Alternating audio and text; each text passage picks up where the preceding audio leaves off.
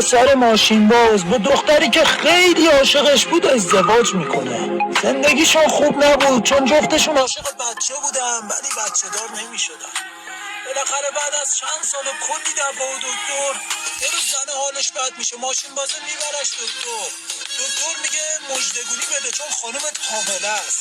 جفتشون خیلی خوشحال میشن، یه جشن بزرگ میگیرن و شادی میکنن. یکی دو ماه قبل از به دنیا آمدن بچه یه روز زن تصادف میکنه، ماشینی هم که بهش زده بود فرار میکنه. وقتی زنو میبرن بیمارستان هم خودش هم بچه تموم کرده بودن. دکتر گفته بود اگه یکم زودتر میآوردیدش احتمال زنده بودنش خیلی بالا بود. ماشین بازه هر روز میرفت تو محل تصادف میشست و کلی گریه میکرد. یه روز مردم ازش میپرسن میگن دلیل این کار چیه؟ میگه قبل از اینکه ازدواج کنم دقیقا همینجا با ماشین زدم به یه خانوم فرار کردم.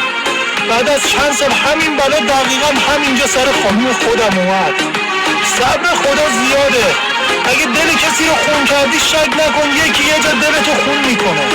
اگه دل کسی رو شاد کردی شک نکن یکی یه جا دلتو شاد میکنه. فقط بعدی رو خدا یه جایی میذاره تو کاسه که جز گریه کردن کاری ازت بر نیاد. پس مراقب کارامون باشی.